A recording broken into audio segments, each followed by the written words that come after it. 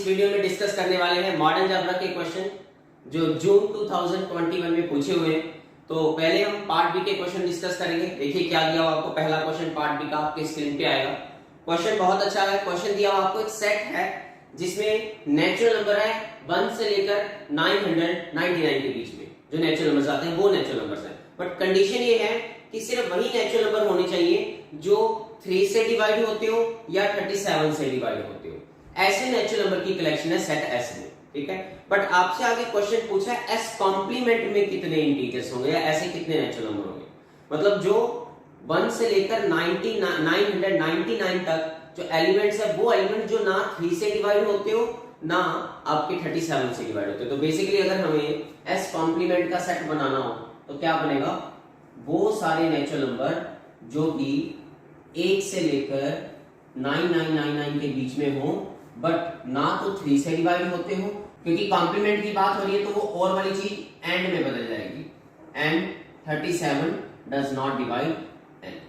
तो बेसिकली आपसे क्वेश्चन ये पूछ रहे हैं इसकी काउंटिंग बताओ कितनी हो, ठीक है। तो हम अगर एस कॉम्प्लीमेंट की कार्डिनलिटी बताना चाहते हैं तो हम एक काम करते हैं, टोटल हमारे पास 999 एलिमेंट्स हैं और माइनस कर देते हैं कि एस की कार्डिनलिटी क्या है। तो वही तो आपके पास एस कॉम्प्लीमेंट की कार्डिनलिटी आएगी। बेसिकली एस कॉम्प्लीमेंट का क्या मतलब, वो एलिमेंट जो एस में ना हो, समझ। तो हम क्या करते हैं, टोटल आपके पास 999 एलिमेंट्स हैं, माइनस कर देते हैं एस की कार्डिनलिटी। अब हम एस की कार्डिनलिटी निकाल लेते हैं। वो कैसे निकलेगी, वो एक तरह से बेसिकली ऐसे समझ लो ए यूनियन बी की कार्डिनलिटी है। ए सेट क्या बना लो, वो एलिमेंट जो 3 से डिवाइड होते हो। बी सेट ये बना लो जो 37 से डिवाइड होते हो। तो बेसिकली यूनियन बन गया क्योंकि और वर्ड लिखा हुआ है। तो क्या बन जाएगा, हम ए यूनियन बी की कार्डिनलिटी कैसे निकालते हैं, cardinality of A plus cardinality of B minus intersection की कार्डिनलिटी। तो यहाँ पे कैसा होगा 999 माइनस, ये ब्रैकेट शुरू करेंगे इसके लिए। तो सबसे पहले वो नंबर जो 3 से डिवाइड होते हो, ठीक है। अब ये हमारे पास एक नंबर थ्योरी में बड़ा अच्छा तरीका होता है, 1 से लेकर n कंसेक्यूटिव नेचुरल नंबर्स हैं ये लगातार। तो अगर हमें पता करना है कि 1 से लेकर n तक कितने नंबर हैं जो k से डिवाइड होते हो, तो सिंपल सा फंडा होता है n बाय k का बॉक्स निकाल लिया करो, वही होता है। जैसे अगर मैं आपसे पूछूं 1 से लेकर 100 तक कितने नंबर हैं जो 3 से डिवाइड होते हैं, तो 100 बाय 3 का बॉक्स दैट इज 33, मतलब 33 नंबर होंगे। अगर मुझे पता करना हो 1 से लेकर 1000 तक कितने नंबर जो 4 से डिवाइड होते हो, तो 1000 बाय 4 दैट इज 250। बॉक्स वो बेसिकली डेसिमल वाला होगा तो उसको इंटीजर में बदल देना, समझ। तो 1 से लेकर n तक कितने नंबर होंगे जो k से डिवाइड होंगे, that is box of n by k। तो सिमिलरली यहाँ पे 999 एलिमेंट्स है, 1 से लेकर 999 तक एलिमेंट है, तो हमें पता करने जो 3 से डिवाइड होते हैं तो कितने होंगे, बॉक्स ऑफ 999 बाय 3, ठीक है, प्लस b की कार्डिनलिटी जो 37 से डिवाइड होते हो।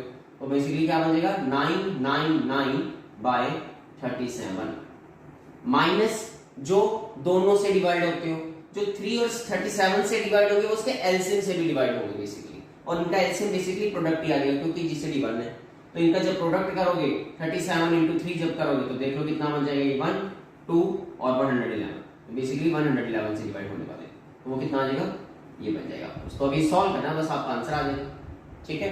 तो सॉल्व करते हैं इसको, क्या बन जाएगा देखो, ये टोटल 999 है, यहाँ पे माइनस ये कितना बन जाएगा देखो, इसको सॉल्व करोगे 333 बनेगा ये, प्लस ये सॉल्व करना है 37 से इसको डिवाइड करना है। तो 37 से जब इसको डिवाइड करोगे तो आप देखना ये 27 आएगा, 27 आएगा, ठीक है, 27 आएगा, चेक कर लेना आप ये, और माइनस 9 बन जाएगा ये। बस इसको सॉल्व करना है, कितना बन गया 999 माइनस इसको करो सॉल्व, ये बन जाएगा 340 और 20 360 माइनस 9, ये बन गया आपके पास, ठीक है। और इधर से आगे सॉल्व करोगे तो 999 माइनस ये बन गया 351। अब इसको करो माइनस 9 माइनस और 1 8, 9 माइनस 5 4 और ये 648। इसका मतलब आपके जो एस कॉम्प्लीमेंट सेट है उसमें 648 इंटीजर्स होंगे। तो that is your option number second. So second option is the correct option.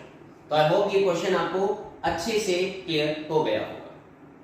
Next question देखिए आपको क्या दिया हुआ है, ये बहुत आसान क्वेश्चन है। क्वेश्चन देखिए क्या दिया हुआ, how many generator does the cyclic group of order 36 है। मींस आपको 36 ऑर्डर का साइक्लिक ग्रुप दिया हुआ, उसमें कितने जनरेटर्स है। तो बड़ा सिंपल सा तरीका है, अगर जी हमारे पास n ऑर्डर का साइक्लिक ग्रुप हो तो कितने जनरेटर्स होते हैं, 5 ऑफ n। बड़ा सिंपल सा है। तो इसका आंसर क्या आना था सीधा 536, यही सॉल्व करना था, बस ये सॉल्व करना आना चाहिए 536। कैसे निकालते थे इसकी प्राइम फैक्टरेशन कर लो, क्या बनेगा 2 स्क्वायर इंटू 3 स्क्वायर। अब यहाँ पे 5 की एक प्रॉपर्टी यूज करनी थी, 5 एक मल्टीप्लिकेटिव फंक्शन होता है, वो कैसे काम करता है कि जैसे इसको पता चले m और n आपस में कोप्राइम है तो वो अलग अलग होता है 5m इंटू 5n। कब? जब हमारा m और n कोप्राइम होता है। तो यहाँ पे आपको साफ साफ दिख रहा है 2 स्क्वायर 3 स्क्वायर कोप्राइम है, तो क्या बनेगा 5 2 स्क्वायर इंटू 5 3 स्क्वायर, बस अलग अलग सॉल्व करना। ये कितना आता है 5 4, ये बनता है आपके पास 2 स्क्वायर माइनस 2 की पावर 1, ये बनता है 3 स्क्वायर माइनस 3 की पावर 1। तो इसको सॉल्व करोगे ये बनेगा 2 और ये बनेगा 9 माइनस 3 6, तो 12, 12 आंसर आएगा। इसका मतलब इसमें 12 जनरेटर्स हैं, that means second option is the correct option. चलिए अगला क्वेश्चन डिस्कस करते हैं। देखिए क्या दिया है पार्ट बी का model algebra question. Which of the following statement is necessarily true for a commutative ring R with unity? Means आपको दिया क्या हुआ है R एक रिंग दिया हुआ है और वो कॉम्यूटेटिव रिंग के साथ में, कॉम्यूटेटिव भी है और यूनिटी के साथ है, ठीक है, विद यूनिटी। तो इसका मतलब ये क्लियर होगा कि R जीरो रिंग नहीं है। हम एक काम करते हैं उसको 1 नाम देते हैं, ठीक है, शॉर्ट फॉर्म में इसको ऐसे लिखते हैं, ये CR है।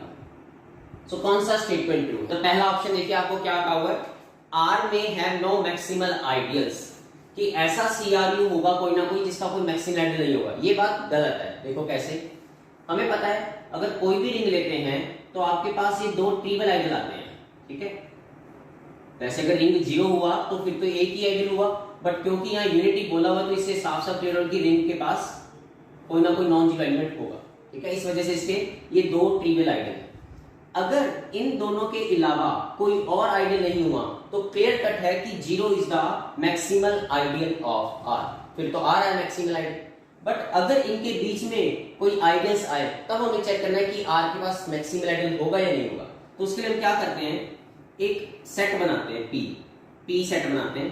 P में क्या रखते हैं, इसके सारे प्रॉपर आइडियल्स, ठीक है, that is the collection of all proper ideals of R, ठीक है, सारे प्रॉपर आइडियल्स लिए। प्रॉपर आइडियल्स का मतलब ये लिया कि हमने 0 भी डाल दी, 0 प्रॉपर आइडियल है, ठीक है, 0 is the proper ideal of R नहीं है, बस इसमें R नहीं है, बाकी सारे प्रॉपर आइडियल्स है। अब मैं शो कर दूंगा कि इसके पास कोई ना कोई एक मैक्सिमल एलिमेंट होगा। मैक्सिमल एलिमेंट होने का मतलब कि एक सबसे बड़ा एलिमेंट होगा जो इसके पास R और इसके बीच में कोई और आइडियल को आने नहीं देगा, ठीक है ना। हाँ, तो अब मेरा ये 2 शो है कि P has a maximal element, P has a maximal element. उससे फायदा ये होगा कि मैक्सिमल एलिमेंट मतलब यहाँ एलिमेंट तो आइडियल है, तो एक आइडियल दिखा दूंगा जो मैक्सिमल है। मैक्सिमल का मतलब वो फिर एक ऐसा आइडियल होगा जो R और I के बीच में कोई और किसी को आइडियल आने नहीं देगा, ठीक है। तो उसके लिए हम इस्तेमाल करेंगे एक लेमा, जॉन्स लेमा। अब जॉन्स लेमा क्या कहता है, जॉन्स लेमा ये कहता है कि अगर आपके पास एक ऐसा सेट है, अगर आपके पास एक ऐसा सेट है जो पार्शियल ऑर्डर सेट हो with respect to some relation R, तो अगर उसके पास एक ऐसी हर एक चेन का अपर बाउंड है तो उस सेट का एक मैक्सिमल एलिमेंट होगा, that is your Zorn's lemma, ठीक है। पहले तो ये चेक करेंगे हम, ये पार्शियल ऑर्डर सेट है, पार्शियल ऑर्डर सेट है तो उसके लिए हमें एक रिलेशन डिफाइन करना पड़ेगा। तो यहाँ पे हम रिलेशन वो basically less than equal to वाला लेते हैं, सेट वाला लेते हैं कि यहाँ पे हम कोई भी 2 एलिमेंट आपस में रिलेट करेंगे if and only A is contained in B, समझ। तो इस रिलेशन के विद रिस्पेक्ट टू में ये पार्शियल ऑर्डर सेट बनेगा। पार्शियल ऑर्डर सेट के लिए क्या चाहिए, रिफ्लेक्सिव। क्या A अपने आप के रिलेशन में A is contained in A? Yes, बिल्कुल सही है, A is contained in A, every set is contained in itself, ठीक है। एंटीसिमेट्रिक, एंटीसिमेट्रिक ये कहते हैं कि A is related to B and B is related to A, then A is equal to B होना चाहिए। तो A related to B, B related to A, मतलब A subset of B, B subset of A, तो A equal to B होता ही है, वो भी सही है, ठीक है। A फिर ट्रांजिटिव भी होना चाहिए, A related to B, B related to C, तो क्या A रिलेटेड टू C होगा? तो यस, अगर A B में कंटेंट है, B C में कंटेंट है, तो A B C में कंटेंट होगा। तो बिल्कुल सही बात है, ये पार्शियल ऑर्डर सेट है with respect to this relation, ठीक है। तो अब मैं ये शो कर दूंगा कि इसमें हर एक अगर चेन का अपर बाउंड होगा तो उस सेट का आपके पास एक मैक्सिमल एलिमेंट आ जाएगा, that is our Zorn's lemma, ठीक है। तो वो चेन हम कैसे तैयार करेंगे, तो हम एक काम करते हैं, आई एलिमेंट लेते हैं यहाँ से P में से, ठीक है। तो तो आई क्या है बेसिकली एक proper ideal, I is proper ideal of R. अब मुझे ये नहीं पता कि ये जो आई है वो जो आर का एलिमेंट है, जो आर का आइडियल है, पी का जो एलिमेंट है वो मैक्सिमल हो भी सकता है, नहीं भी हो सकता, वो कहीं ना कहीं बीच में होगा तो प्रॉपर आइडियल। अगर कोई और नहीं हो तो जीरो, फिर तो जीरो मैक्सिमल ही बन गया। ठीक है, हम इसके अलावा बात कर रहे हैं। ठीक है, कोई आई आ रहा है, ठीक है, अब वो अगर आई मैक्सिमल हो तो इन दोनों के बीच में नहीं आ पाएगा, बट अगर इन दोनों के बीच में हुआ तो फिर आई मैक्सिमल नहीं हुआ, तो इसका मतलब इसके बीच में कोई आइडियल आ रहा है। तो हम क्या करेंगे, अगर आई मैक्सिमल हो गया फिर तो क्वेश्चन खत्म, बट अगर आई मैक्सिमल नहीं है तो आई और आर के बीच में कोई ना कोई एक आइडियल आएगा और वो प्रॉपर होगा, प्रॉपर होगा तो इसी का एलिमेंट होगा, तो हम उसका नाम I1 रख देंगे। फिर I1 चेक करेंगे, इसके बीच में आगा I1, अगर I1 मैक्सिमल हुआ फिर तो क्वेश्चन खत्म, बट अगर I1 मैक्सिमल ना हुआ तो फिर कोई ना कोई एक और आके बैठ जाएगा, वो इससे अलग होता रहेगा। समझ, अगर ऐसे चलता रहा तो आप एक चेन तैयार कर पा रहे हैं, ये चेन मिल रही है आपको, आइडियल्स की चेन मिल रही है, समझ, और इन आइडियल्स की चेन का आप यूनियन ले लीजिए, वो सबसे बड़ा होगा, वो सबसे बड़ा होगा आई के, वेयर के वेरिंग फ्रॉम 1 टू लेके जहां तक जाता है, चाहे जितने मर्जी मिलते हो। ठीक है, इन सबका यूनियन ले लीजिए, ये सबसे बड़ा होगा और इनको कंटेन कर रहा होगा, और ऑब्वियसली बात है ये आर के बराबर भी नहीं है, क्योंकि इनमें किसी में यूनिटी नहीं है, क्योंकि मैंने सारे प्रॉपर आइडियल्स तो नहीं है, प्रॉपर आइडियल्स अगर यूनिटी होती तो फिर वो प्रॉपर नहीं रहता। ये हम रिजल्ट पढ़ते ना कि अगर if an ideal contain a unity of R then I become equal to R, तो इसमें किसी में यूनिटी नहीं है, तो किसी में यूनिटी नहीं है तो इसकी यूनियन में भी नहीं, तो आर के बराबर नहीं होगा, और ये अब आइडियल बन जाएगा क्योंकि union of two ideal become an ideal of R if and only if containment हो, तो यहाँ कंटेनमेंट ही है तो यूनियन वाला सबसे बड़ा होगा और वो आर के बराबर भी नहीं।